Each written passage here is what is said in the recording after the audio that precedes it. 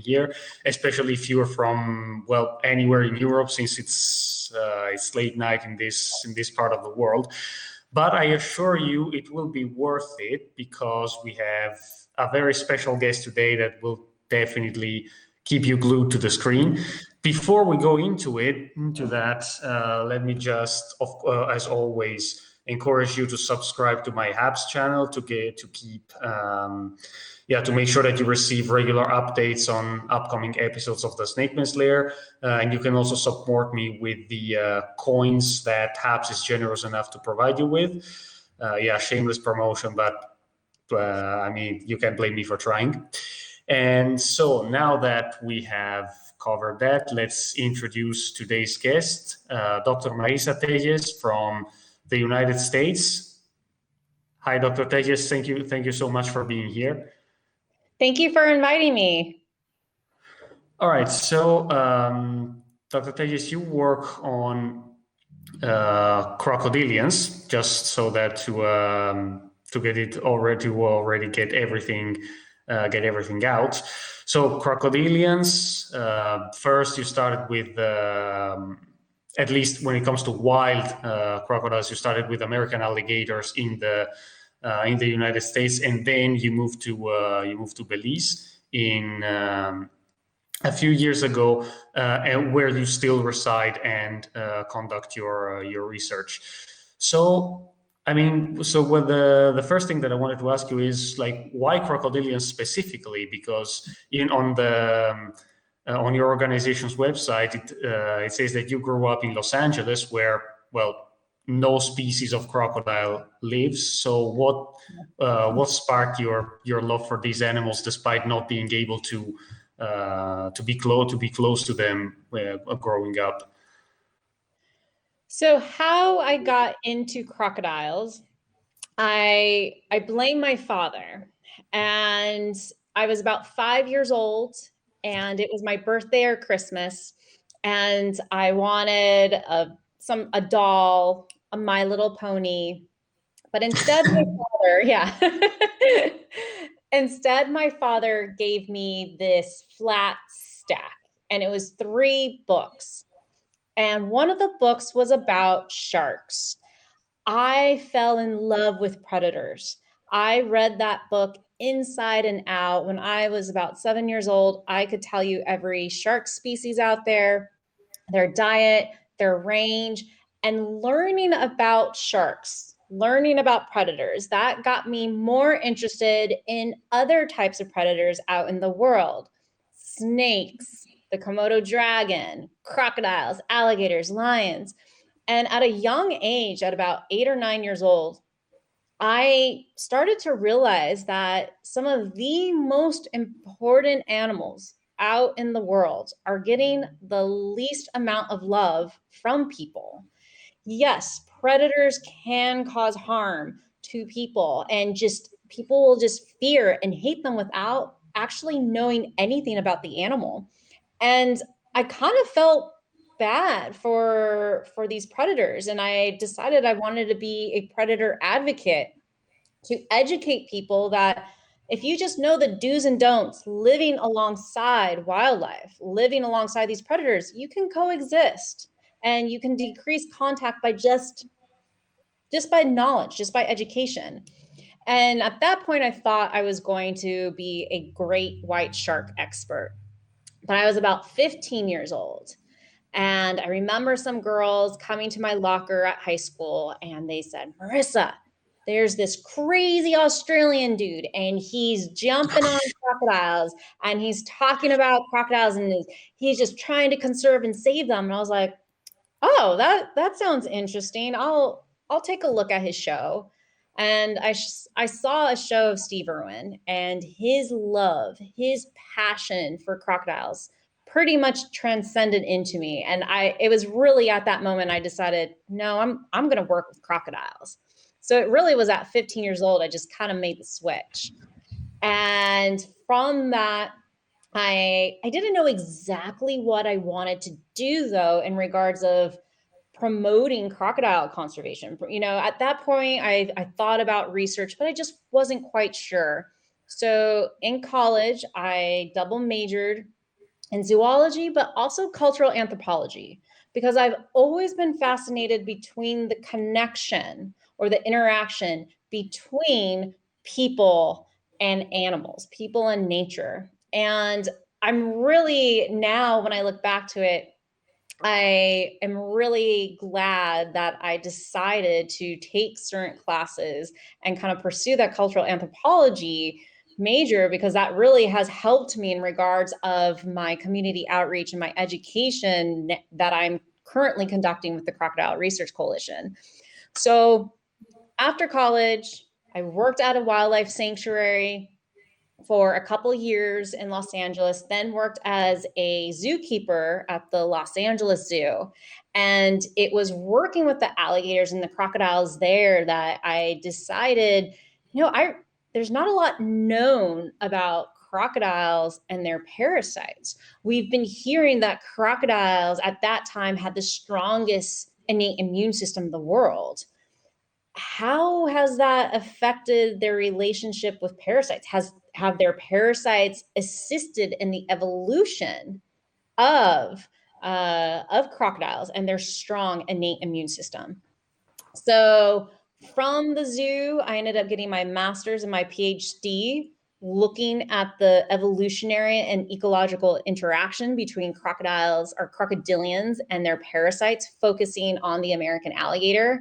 And then I ended up getting a postdoc at UC Santa Barbara, my alma mater for my bachelor's degree, to look how I could utilize parasites as biological indicators for the health of crocodilian, for the crocodilian population, as well as their environment. And it was really through that postdoc that let me move to Belize. And I had already been working in Belize for several years at that point, but going back and forth between the States and Belize. But it was through this postdoc that allowed me to actually stay in Belize. And it was during this time of my postdoc that I co-founded the Crocodile Research Coalition. Well, Tom, that's what I call sliding doors. Imagine what would have happened if your father actually bought that My Little Pony for you back when you were 5. Exactly.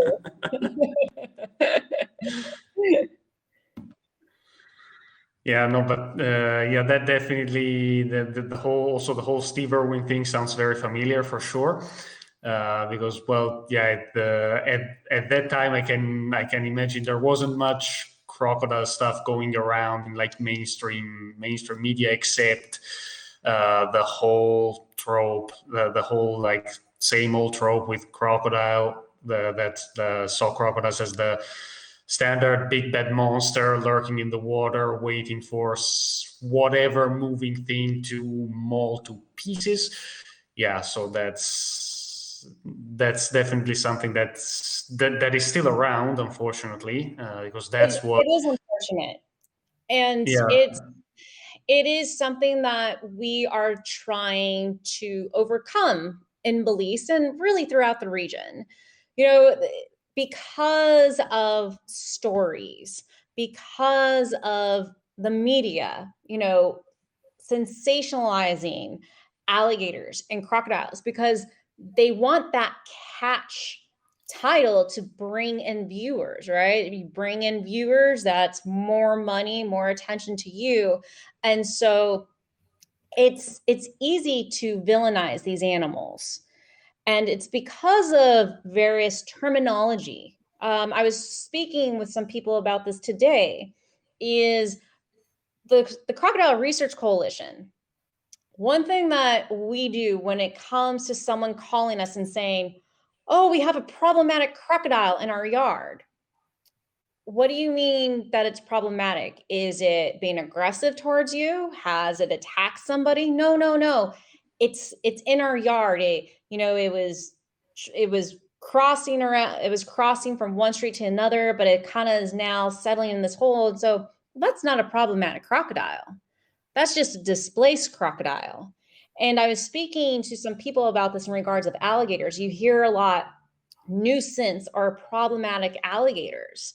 And there's two terms that we utilize to steer away from utilizing those terms nuisance and problematic, because when you use those negative words, you're subconsciously telling people you need to fear these animals. You can't coexist with these animals. They're vermin and they're pests.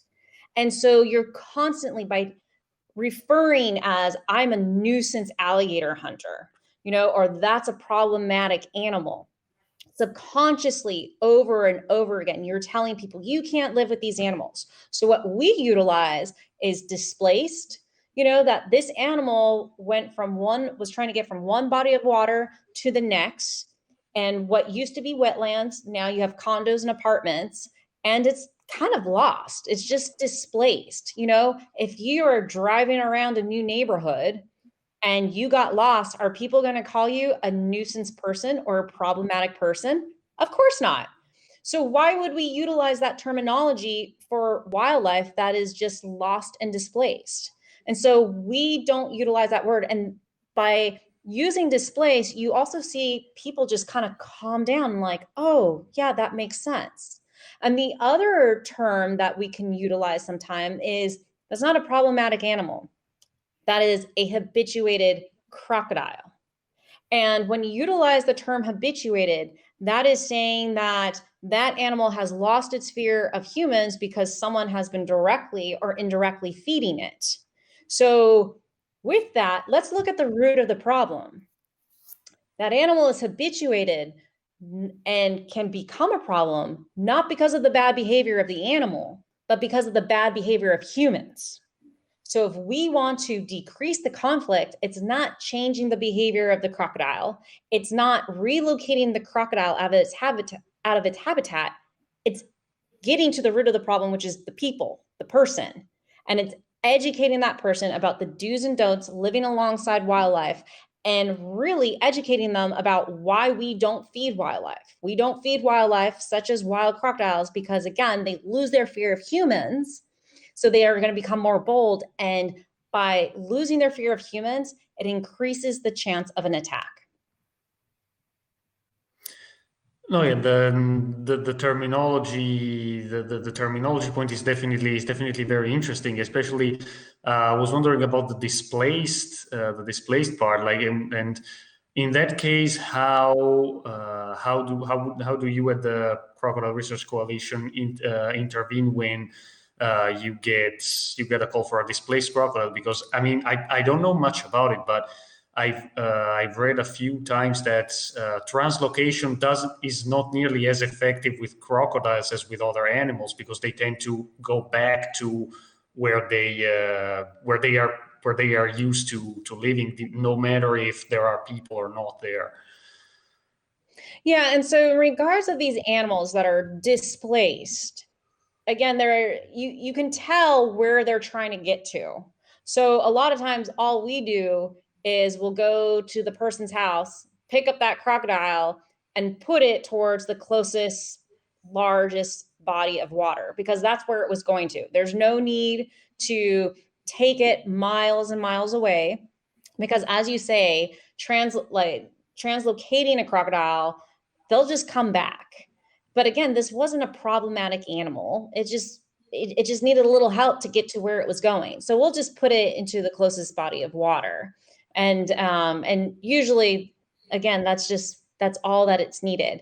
And when we come to these houses, or come to these issues where people are very fearful of these animals, we take that time to also educate. It's not just about like, oh yes, let's go ahead and take this alligator, take this crocodile, see you later. We take the time to educate and to let people know this animal wasn't coming into your yard to eat all your chicken, to attack you or your pets. It was just trying to get from one place, from point A to point B. It got lost, and here he is. And so a lot of times it's just, again, it's just that education is key. And people forget that. And I see it a lot in scientists as well. You get so caught up about, I got to do the research. I want to, I need to publish. I want to be the first person to discover this, that you put aside the education. And, depending on what your goal is in science, so for the CRC, our goal at the end of the day is to conserve crocodiles in Belize and throughout Central America and the Caribbean. But, with that, you need the community. One thing that I say a lot is that conservation is not just about wildlife. It is about people. If you want to ensure the long-term success of any conservation and management program, you need to involve the people. The organizations are just a catalyst.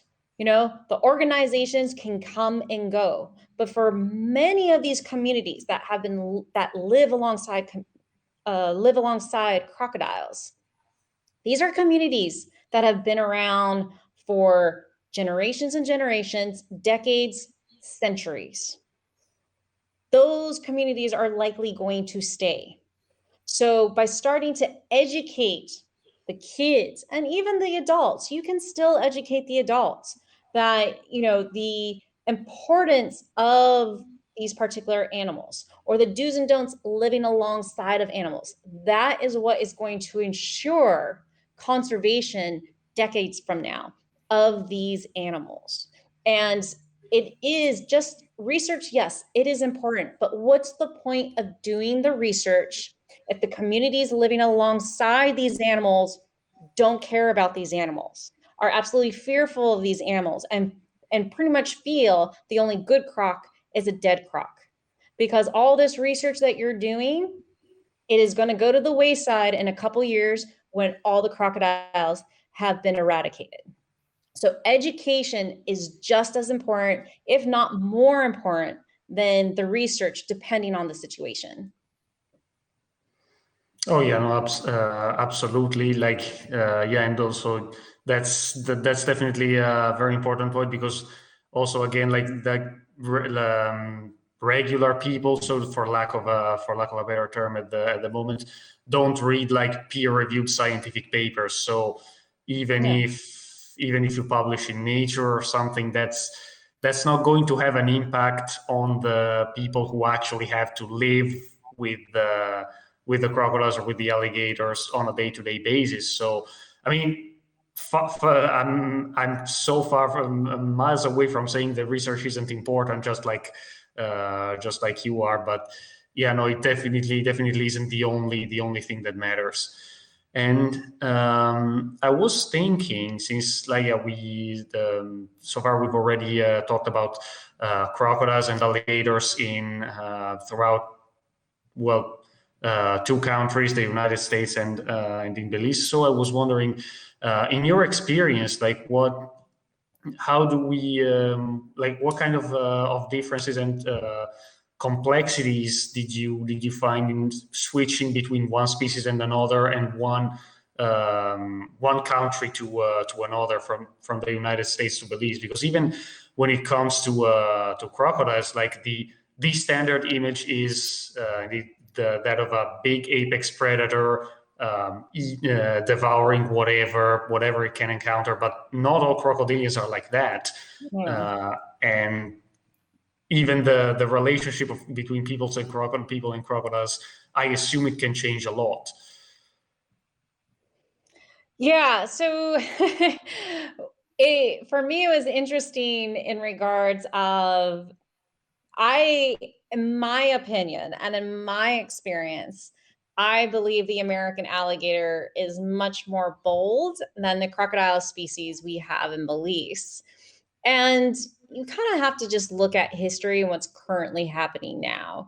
The American alligator has been protected since 1973. And yes, there is an alligator hunting season, but you can't hunt out of season. It's almost as if these animals know that they're protected during a certain time of the year, and humans can't mess with them. And there's also a lot of enforcement to ensure that people follow the laws. In Belize, our crocodile species are pretty wary, but we still have illegal hunting. There's not a lot of enforcement to ensure the laws. There's no hunting season. It is absolutely illegal. to hunt a crocodile in Belize. And so that, it's almost, yes, a species difference in behavior, but it's also about looking at the location and the populations, because the American crocodile and the Morlet's crocodile, from what I've experienced and also talking to colleagues in Mexico, are much more bold than the species that we have in Belize.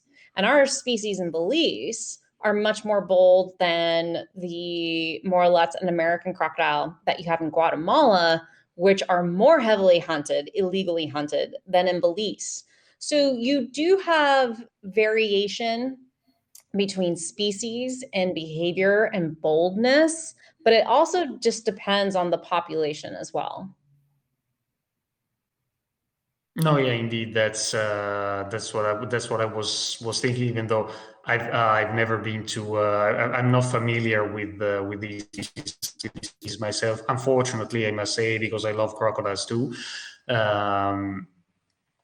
But yeah, so it is also it also makes me wonder to think of the influence that humans can have on these animals as well, because like from what you just said, it looks like they are reacting to human, that the crocodiles are reacting to human behavior. So the alligators, so to say, know that they are pretty much safe, so they don't care that much about human presence, while American crocodiles and Morales crocodiles are much more wary because they see humans as a danger. And that also makes me that also introduces another point that I was going to ask you about, because yeah, again, back to the standard mainstream idea of what a crocodile is. Well, let's say it doesn't exactly focus a lot on their cognitive abilities, because yeah, from crocodiles were considered extremely dim-witted, if not downright stupid, for a long time. But I mean, again, I'm not an expert, but it's from the little that I've read, I was blown away by how smart crocodiles can be. So, Mhm. so I was wondering if that is something that you deal with frequently, like so how crocodiles adapt and change to respond to human and environmental stimuli. To this date, neuroscientists still have no idea what truly contributes to the intelligence of an animal. Over a century ago, it was the size of the brain, but we now know that's not true. The size of the brain compared to the size of the animal. Then it was the amount of neuron connections, then the amount of gray matter and white matter in your brain.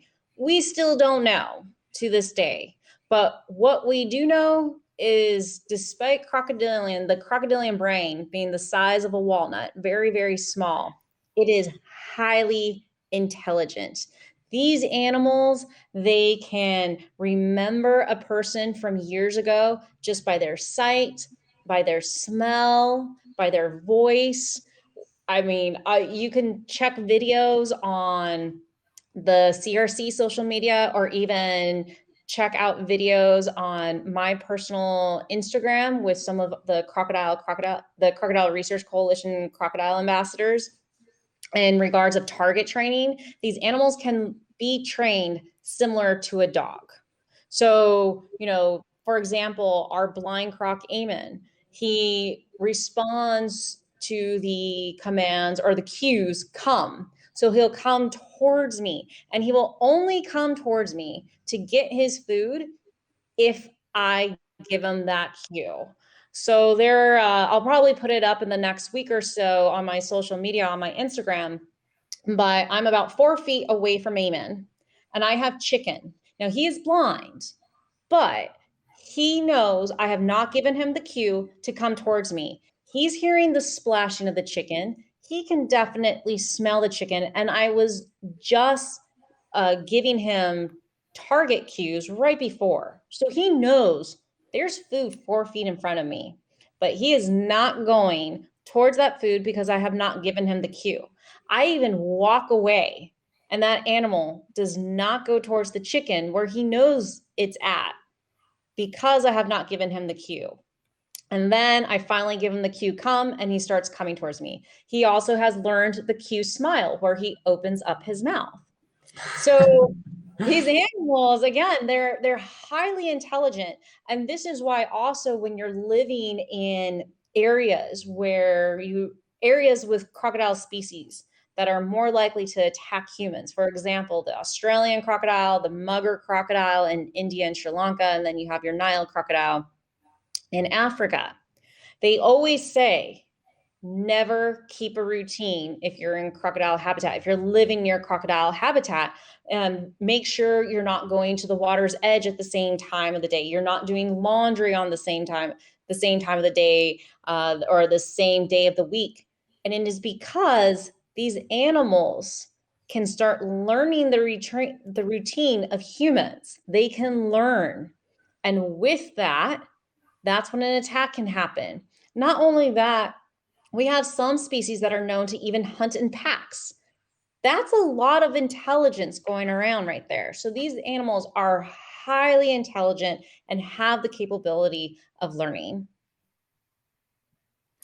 And that also makes it clear how devastating it can be to deliberately feed wild crocodilians. Sorry, like you mentioned earlier, like many tourists around the world unfortunately do, because yeah, indeed that's how they get habituated.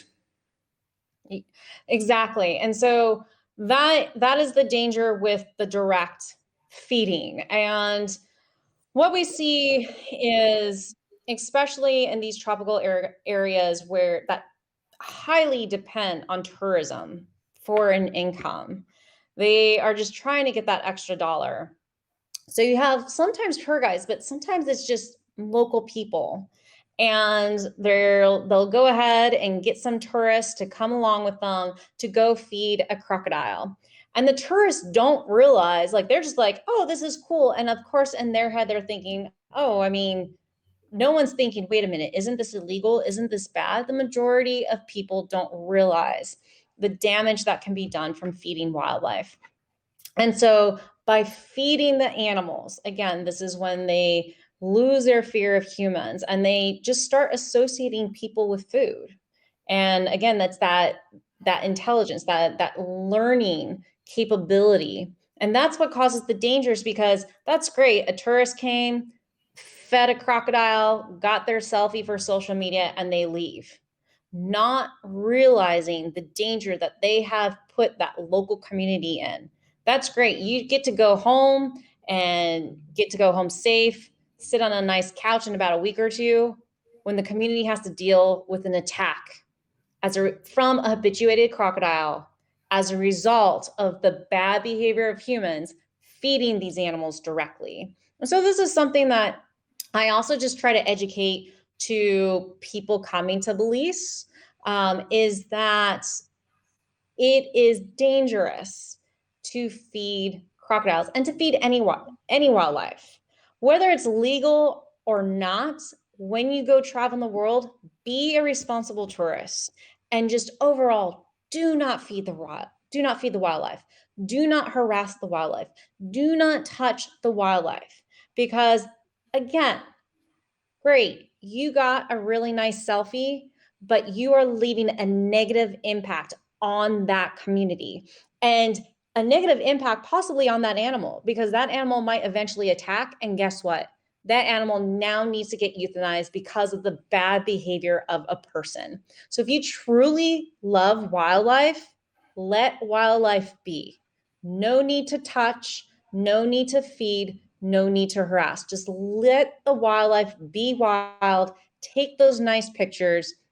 There's no need to have a direct interaction with them. No, yeah, absolutely. Especially if, again, we're talking about animals that they definitely have the power to kill someone if conditioned, even of course unwillingly to do so. So yeah, that can backfire majestically for sure. And Exactly. yeah, so when it's that this also already shows how difficult your job is, be it in the US or in Belize, because like yeah, I can definitely imagine that trying to convince someone that crocodiles are not evil and that it is possible to live with them is not easy when all they've experienced thus far is yeah, crocodile attacks and on people or cattle or whatever. So how does the education process work? So what kind of progress do you look for when assessing, like, if an educational outreach is effective? In regards of our community outreach, one thing that we do is it is continuous. We are pouring education into the community's throat every day. Whether that's social media, whether that is us going to a school, going to a business, going to the beach, setting up a booth, participating in various community events, even just volunteering at a local marathon or helping to organize a beach cleanup. The community is constantly seeing us. And with that, when you're just, you're helping out with the marathon and someone's going to come by and just kind of, oh, like, what have you guys seen lately? You just always in conversation, you're always educating. And so that is something that we have seen that's really worked in building tolerance and an interest in coexisting with crocodiles in our particular area is just, again, it's just the education. And then what we have also seen that's worked in where our facility is in southern Belize is we've created a community science program. So when people, not just crocodiles, but also manatee and dolphin in the lagoon, when people see animals, they communicate with us in regards of, oh, I saw Charlie, the 14-foot crocodile, and he was seen at this location at this time, and he was doing this. People get excited because they're like, I'm participating in conservation. And what's been really cool is that we also announced, like, there's been some really interesting findings of the Placencia Lagoon and crocodile behavior that we would have never discovered if it wasn't for our community scientists. And when people find out about that, they get super excited and want to participate. For example, there are a lot of canals where we live, and each canal has their own crocodile. And there's one crocodile that's about 7.5 feet, and he's been named Jeff by two kids. These kids started to take behavior notes of Jeff, and they found out that about 10 to 14 days before a full moon, Jeff is really hungry. And that's when he mainly goes after swimming iguana, raccoon, agouti. He'll catch a big fish. So utilizing this information, they've always are now reminding their neighbors. We utilize it for our social media purposes. Hey, it's the time of the month for crocodiles. They're going to be very actively feeding. So everyone, keep your dogs away from the shoreline. Make sure the kids are not going close to the shoreline either. Be careful if you're going to do any type of night fishing, because this is when crocodiles are going to be super active. So guess what people do? Oh, I'm just going to be more conscious 10 to 14 days before the full moon because it's crocodile time. So we are educating people on how to coexist with the animals. And the other thing is just kind of building that pride, because it was interesting because people were like bragging like, oh, we got our own neighborhood Croc, and he's Jeff and he's this and that. And then next thing you know, that there's another neighborhood that's like, wait, we want our neighborhood Croc, and so it almost became this like competition, like everyone's kind of talking like, well, we got Charlie. Charlie likes to come by us a lot. And, it's just been, everyone is starting to get really interested having their own neighborhood crocodile. And it's building that pride and that interest. And one thing that we've done too, to even get, more tour guides and tour operators to build an interest amongst the tourists that are coming in as well, is we have this 14-foot American crocodile known as Charlie. He is the king of the Placencia Lagoon, but he's very elusive. He's very cryptic. And so it's one of those things that we've kind of have made him our own type of Nessie, as in Loch Ness from Scotland. And it's like, who has seen Charlie, and there was this bar that was open pre-COVID, and Charlie would pass this bar a lot. And so we actually was like, okay, if you see Charlie and, you can actually point it out to the bartender, you get a free shot. So it was like, just kind of building a little bit of excitement about seeing the crocodiles. And then with that, if that's going to be bringing in some tourism dollars, more people are also going to want to protect those animals. So, we've just kind of gotten creative of getting the community's interest, and then, through direct education with the community, but then also just getting interest through tourism as well. No, yeah, I definitely didn't see the shot thing coming, but well, I like the sound of that a lot. Like, yeah, I can imagine that it attracts a lot of attention for sure. Yeah, absolutely. And also, like, yeah, you mentioned how elusive Charlie is, and like again, we're talking like 3 to 4 meter long animal, and again, yeah, another thing that has always amazed me about crocodiles is that, yeah, some species like the American crocodile get huge, like 4, 5, even 6 meters, and yet like even sometimes I like it looks like a 4 or 5 meter long crocodile can fit in some like in a body of water that is basically a puddle or something like that, and you would never be able to see it unless it decided to come out on its own. So yeah, that is definitely something that always blows my mind, because an animal so massive that manages to conceal its presence so well. And of course, there's a lot of evolution. There's been a lot of evolution going on in that sense. And this brings me to my next question, which is about the ecological role of crocodilians, because you mentioned, like, at the beginning of the interview, that it is important that we conserve these animals.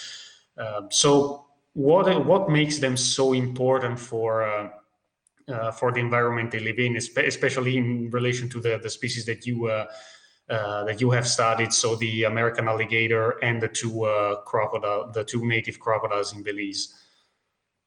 So this is a really interesting question. What is the ecological role of crocodilians? Why are they important for our environment? So I was part of a scientific publication a couple years ago in which we kind of said, we don't know. Oh, yeah. It's kind of one of those things that it's possible old crocodilian enthusiasts and conservationists, no, they're important because they're a keystone species, but scientifically, we actually don't have the information to back this claim up.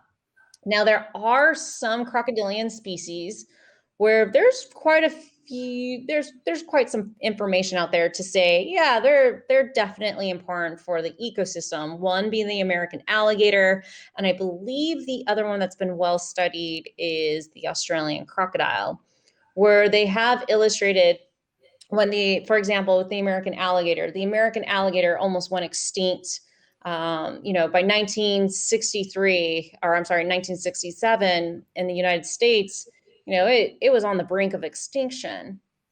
And also at that time, hunters started noticing a huge decrease in fish, nutria, deer, turtles, and various other animals.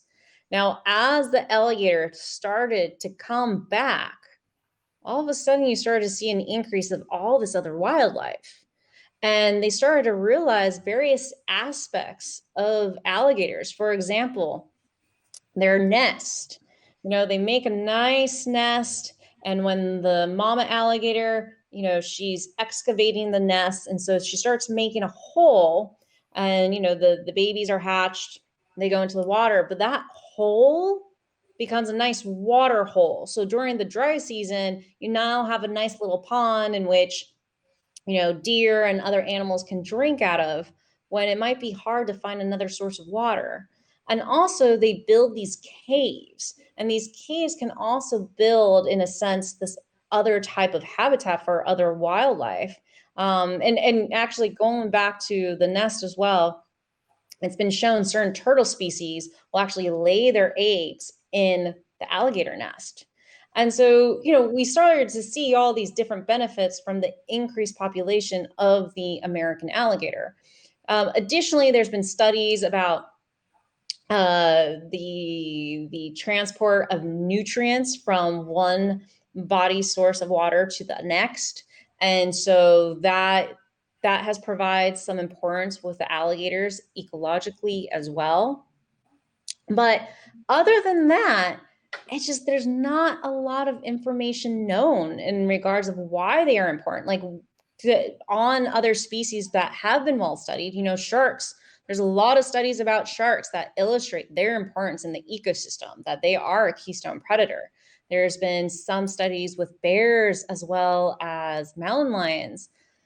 But at the end of the day, we really still need to crack at this whole theory and hypothesis that these animals are truly important for their environment.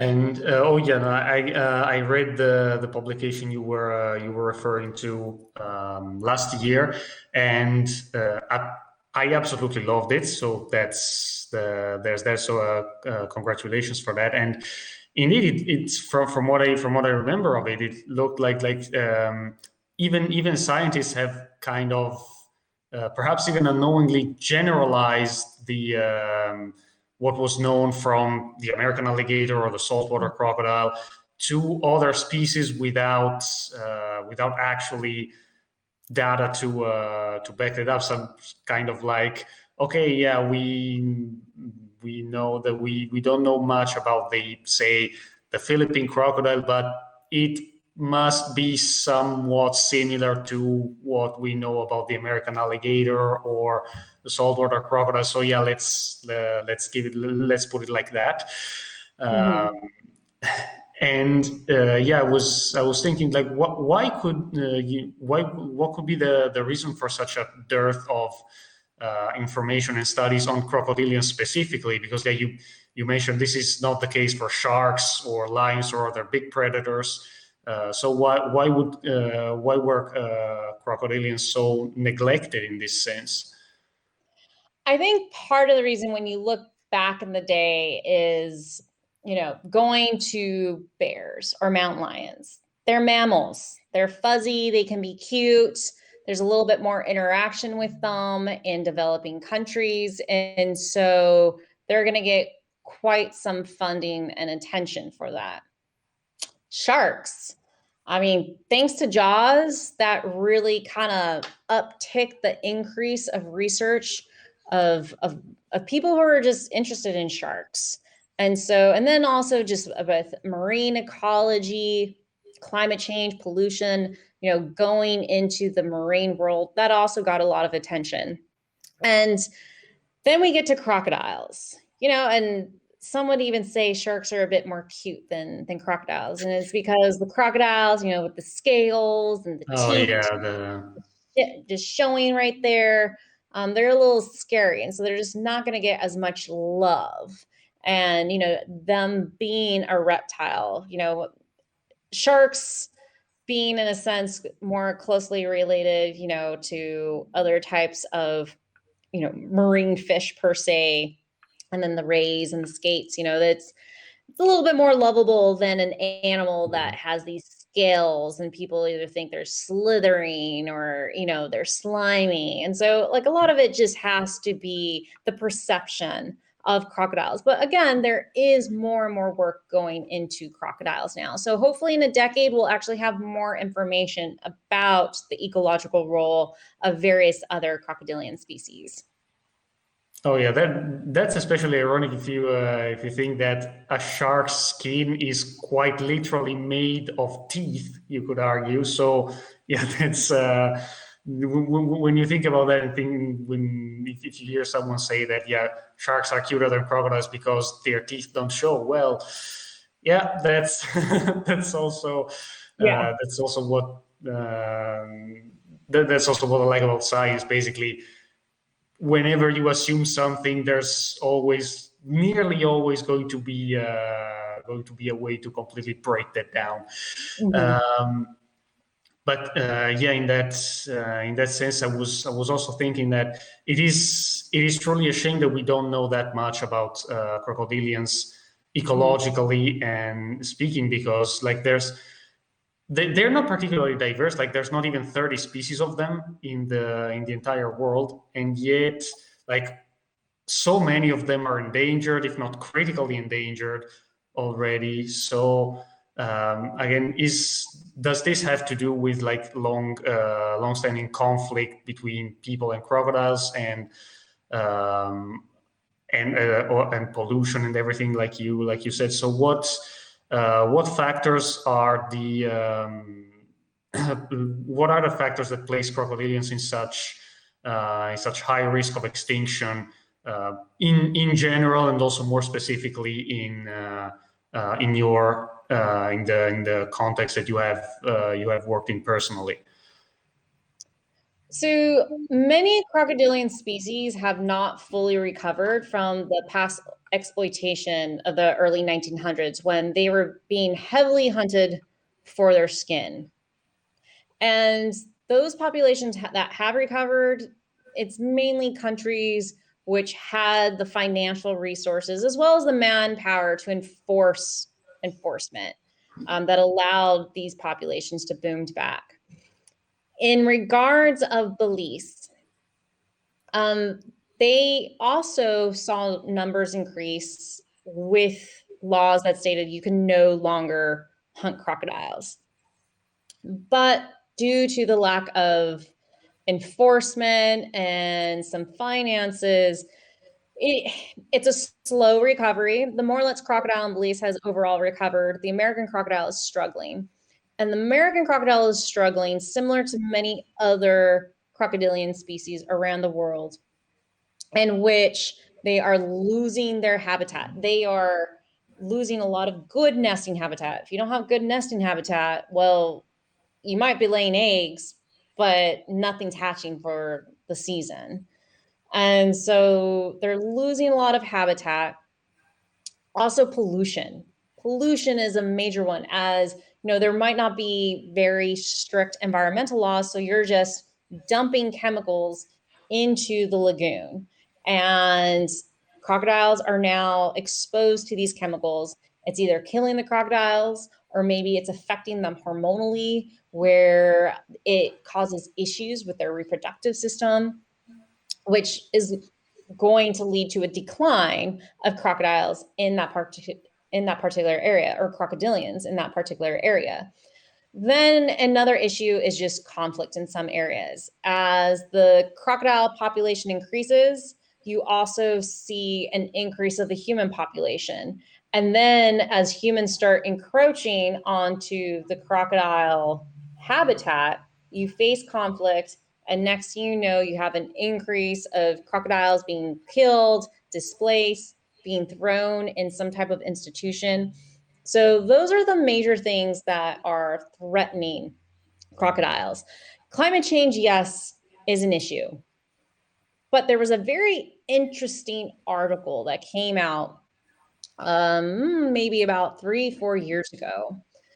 And it kind of brought the point up. This is not the first time that crocodiles have survived warming climate. crocodilians are, especially with the species that we see today, they've evolved about 60 to 80 million years ago. They have survived various periods of warming climate.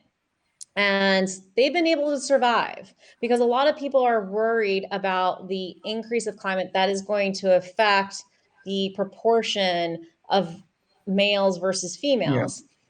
Since crocodiles, similar to turtles, their sex is dependent on temperature of the nest, or where the eggs are in the nest. And so there was this very much big scare. Oh my God, all the crocodiles are going to be males, and this is going to also cause a huge plummet. But it's most likely they're going to be able to adapt, similar to how they have adapted over the last 60 to 80 million years. So it's really not a threat of nature per se, but it's more of a threat of direct human interaction or direct human cause that is still impeding the recovery of many crocodile species or crocodilian species. And yeah, on this note, I would like to conclude with probably is the $1 million question. So how do we reverse this? So like, how do we help crocodilian populations recover after such extensive and indiscriminate hunting? Because one solution that I've heard and seen like flagged around a lot of times is farming, which worked great with the American alligator. So the farms were set up so that alligators didn't have to be hunted anymore for their skins, and this gave wild populations the chance to bounce back up. But would that work with? Do you think that would work with like any crocodilian species, or is this another case of conflating information that we know about one or a few species onto the entire clade? Yeah, this ranching or farming is not going to work for every species, because some species, it's just, they're not worth in the market, or you might have a community that just doesn't look at crocodilians as a source of protein. So it can work though in some areas, but what's really going to assist in crocodile conservation is preserving habitat, trying to decrease the amount of pollution that is being poured into crocodilian habitat. And that also includes trash, because we have various pictures and we've observed various times of crocodilians eating trash, and that trash eventually kills them. And so the other thing that is going to ensure the long-term conservation of crocodilians is the interest and tolerance of people wanting to coexist with these animals. And with that is the education of the do's and don'ts living alongside wildlife. Because if you know the do's and don'ts living alongside wildlife, then there's probably not going to be so much conflict. So that's really the most important thing, is education, education, and education. Oh yeah, and that's in the end, it seems like it always boils down to that. So yeah, I'm actually happy that you keep stressing it out, because that seems like the only sensible route to go, at least. Well, in both in the short and in the long term. And then again, I was one last thing that I was wondering about is that you mentioned the community scientists in trained, encouraged, empowered by the Crocodile Research Coalition in Belize. And indeed, I was wondering, how important is it to have local scientists, local researchers assist you in your or even oversee your educational efforts? Because I can imagine that sometimes it is easier for someone to hear challenging information from a person from their own community rather than someone who came from abroad and is trying to lecture them on how to live their lives. So it's obviously very important to find that wildlife champion, to find that local wildlife advocate to assist in the community outreach. And, I've got 2 team members that are Belizean, and I really have them be the face of the CRC because as you said, it's going to be easier for another person, a Belizean, to listen to someone from their country in regards of why we need to protect crocodiles or why we should protect crocodiles. Why should we even care about coexisting with them? But one thing that in regards of, you had mentioned lecture, is I made sure when we were building up our community outreach program, we never lecture. We never throw down the facts into people's throat. I have always told my team, we don't lecture, we have a conversation. Sit down with people, like hear their stories, hear their thoughts. Just don't be like, oh, no, you're wrong, you're wrong, you're wrong. If you sound superior to these people, if you talk to them in a way that is, dumbing them, they're not going to want to listen to you. And so a perfect example of this is I was called to give a little bit of an outreach to a bunch of fishermen, because these fishermen were feeding these crocodiles in this river, and there had been a really severe attack on a young boy a few years earlier. And so the guy that owns this restaurant, he's like, these are also my employees. Can you please come in and give them a croc talk and tell them why it's bad? I said, okay, yeah, that's not a problem. So I go in, and how they had it set up was all these guys are sitting around a table, and I was supposed to stand up and give this lecture to these men that have been living on this river all their life. Their great-great-grandparents are all from the same village. They grew up with these crocodiles. So here I am. Yeah, I know all these scientific facts about crocs. I feel comfortable talking about morlets and American crocs. But have I lived with crocodiles all my life? No. Have I lived next to this population of crocodiles all my life? No. These men know more about these crocodiles than I will ever. And so I just remember, the guy gives the whole introduction. Oh, this is Dr. Marisa Tellez from the CRC, and she's going to talk to you, blah, blah, blah. And I said, okay, thank you. And I said, can you please give me a chair? The guy gives me a chair, and I pull up next to the fisherman, and I said, can you please tell me about crocodiles? I want to hear all your stories. And you just see their eyes just get really big, because they weren't expecting a scientist, especially a foreign scientist, coming in and saying, tell me everything that you know. That I had them talk for about 20 minutes. I'm hearing all these fascinating stories. They're telling me where they mainly see crocs. And I said, oh, okay. And, I was like, so let me tell you what I know about crocodiles.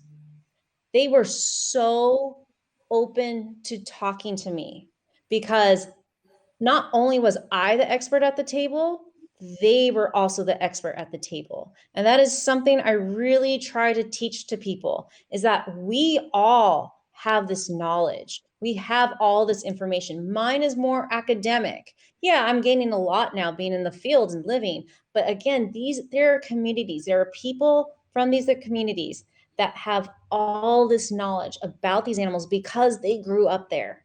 They know stuff that you don't know.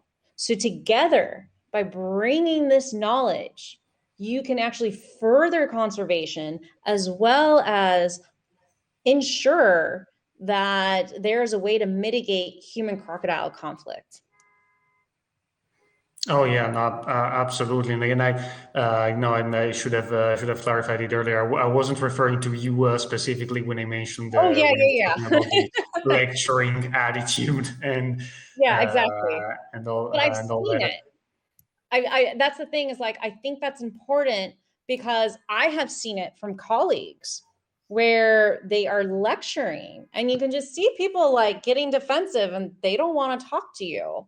And so, and what I see a lot of times, these young students coming and we kind of start talking about community outreach and they think that's how you conduct community outreach. And it's very much like, no, no, no, no. It's not about lecturing. It is about having a conversation. And by having a conversation, you will see the difference and you will see the acceptance of the information that you're going to provide to these people. Oh yeah, absolutely, and it's definitely great to hear that that the CRC adopts this approach when it comes to community outreach. So thank you for pointing that out. And I think we have reached the end of our interview. I got slightly carried away at some point, but that's because it was extremely interesting and insightful, and also it highlighted some of the some issues that are not very much talked about in the common conservation narrative. I would say, like in the scarcity of actual data of on how these animals live and how they what their role in the ecosystem is. So thank you so much, Dr. Tellez, for being here today. It was a pleasure, Of course. and I wish you all the best on your work at the CRC. Thank you so much for having me. I'm happy to talk Croc anytime. Oh well, me too. So that's definitely great, and I'm sure this will apply. This applies to our audience as well. And in and about that, yeah, make sure for everyone who tuned in, make sure to download the HAPS app. My God, I hate saying that. And yeah, subscribe to my feed so that you because the Snakeman Lair will be back soon enough with more amazing guests from around the world, from the world of natural sciences and conservation. So stay tuned. And in the meantime, have a great week. Thank you so much. Thank you.